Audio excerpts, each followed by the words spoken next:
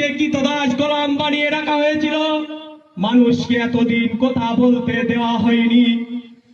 মানুষ তারা 15 বছর ধরে দুর্নীতি করেছে, মানুষকে লুটে পুটে খেয়েছে।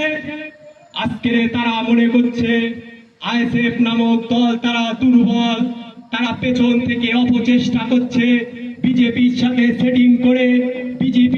সেটিং করে তারা 2 নম্বরে অশান্ত পাকানোর চেষ্টা করছে। আরে 2 নম্বরকে অশান্ত করা যাবে না। 2 নম্বরে আইএসএফ আছে। 2 নম্বরের মাটিতে যদি কোনো অশান্তি করো, মানুষের যদি অধিকার যদি আবার হরণ করার চেষ্টা করো, আমরা তুলে দেবো, তোমার কোনো ভাব বোঝাতে পারবে না বলে দিয়ে গেলাম। আরে আইএসএফের কর্মীদের দুর্বল ভাববেন না।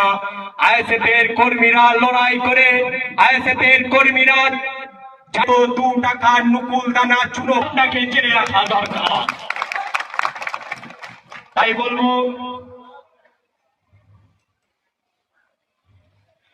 বলবো আজকের যারা পেছন থেকে অপচেষ্টা করছেন, আজকের পেছন থেকে যারা 2 নম্বরের মাটিতে অপচেষ্টা করছেন, তাদেরকে পরিষ্কার ভাষায় বলে যায়, মানুষ বুঝতে পেরেছে, মানুষ কথা বলতে শিখেছে। একমাত্র দল আইএসএফ যারা মানুষের হয়ে কথা বলছে, যারা মানুষের অধিকার নিয়ে কথা বলছে। তাই পেছন থেকে অপচেষ্টা করে কোনো লাভ নেই। মানুষ আইএসএফের পক্ষে আছে, মানুষ আইএসএফের ঝান্ডা তলে আছে, মানুষ আইএসএফের ঝান্ডাটাকে শক্ত করে ধরে এগিয়ে চলেছে।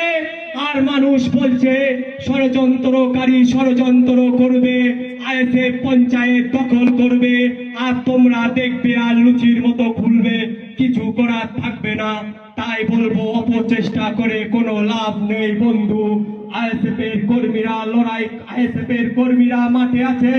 আগামী দিন পঞ্চায়েত আমাদের দখল করতে হবে, আগামী দিন পঞ্চায়েত মানুষের পঞ্চায়েত বানাতে হবে, দুর্নীতিকে 2 নম্বর থেকে হটাতে হবে, জঙ্গল রাজকে 2 নম্বর থেকে হটিয়ে মানুষের রাজ 2 নম্বরে প্রতিষ্ঠা করতে হবে।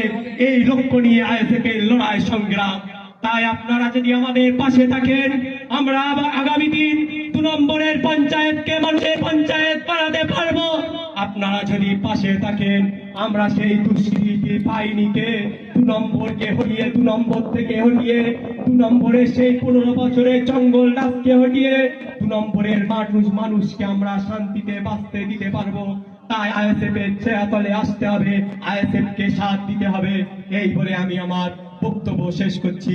ইনকলাব জিন্দাবাদ, নওশাদ হায়দার জিন্দাবাদ।